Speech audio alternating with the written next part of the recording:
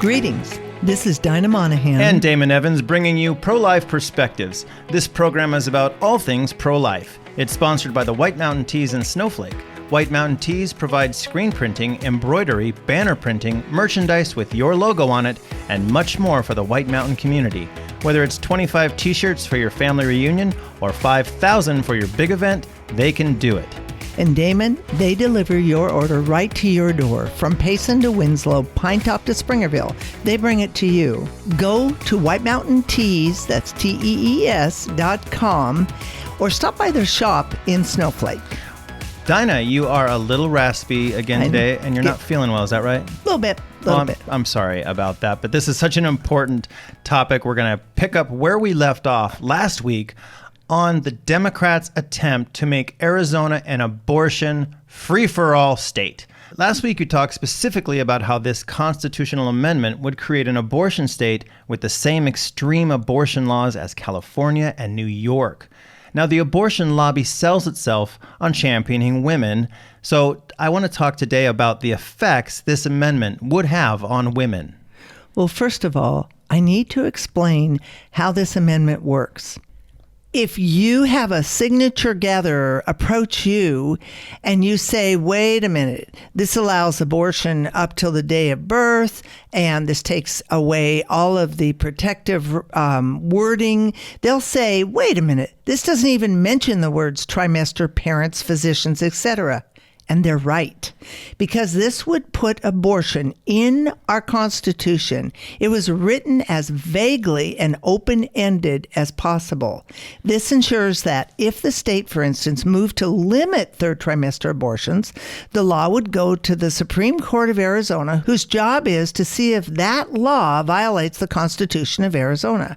Because the wording of this amendment, if the legislature passed any law, that law would be struck down, and it is the women of Arizona who would suffer, along with the millions of babies who would die. By the way, this information is from CAP, Center for Arizona Policy.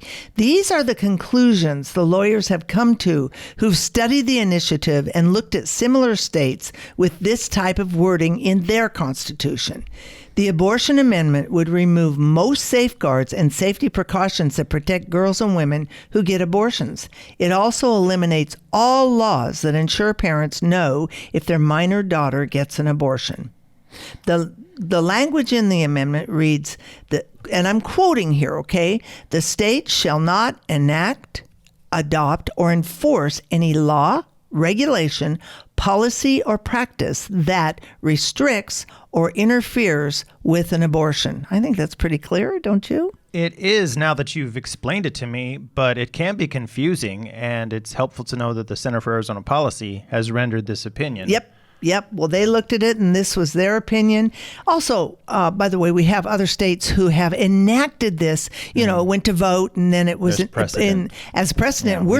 Yeah, we're seeing what's happening there. This would lead to the elimination of most safety precautions under the argument that they interfere or regulate abortion. The words interfere or regulate are key here. The state could not even mandate informed consent, require an ultrasound, or discuss the risk of abortion with their patient, because if a state required this, it would violate the constitutional right of a woman under this article.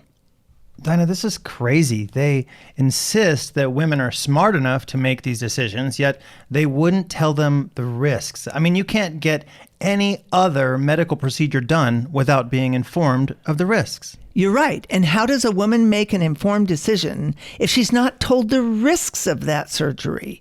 Because, anything other than a chemical abortion is actually surgery. So yep.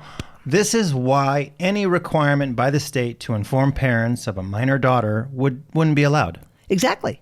If the state passes a law that requires parents to be informed of their minor child's abortion, this would, quote, restrict or interfere with their 13-year-old's fundamental constitutional right in Arizona to abortion. But we know that minors under 16 can't drive, so someone would have to drive them to the abortion clinic, which is, of course, without the parent's knowledge or consent. The amendment states that no law or regulation can penalize any individual or entity for aiding or assisting someone getting an abortion. Imagine, a school counselor could transport your daughter to get a surgical procedure without your knowledge. And if this amendment passes, there can be no legal recourse for the parents. But this isn't the only tragic consequence. Trafficking is real. And when a victim gets pregnant, she is no longer a moneymaker for the pimp. So he can transport her to the abortion clinic and force her to undergo the procedure without any liability or risk. He can't be charged. This bill harms women. Dinah, this is just so hard to believe because as a parent, I know that I have to sign a permission slip for my child to receive an aspirin at school or to go on a school field trip or get their ears pierced. But you're saying that under this law, a stranger could take my child. Listener, a stranger could take your child to get an abortion without you knowing about it, subjecting them to all the potential risks, not to mention killing your grandchild, and you would never even know about it. Absolutely. It's really hard to believe. And people must understand that if this deceptively worded initiative is voted in by Arizonans, it becomes a constitutional right. It isn't a law that you can lobby your lawmaker to change. It isn't a law that other laws can be passed to mitigate, limit, or regulate, or restrict. It is in our Constitution. Think about it. Abortion on demand until the day of birth, parental rights stripped away, women's health being jeopardized would now be in our Arizona Constitution. This is so extreme. I was approached the other day by a signature gatherer asking, would you like to sign a petition for women's health? This has nothing to do with women's health.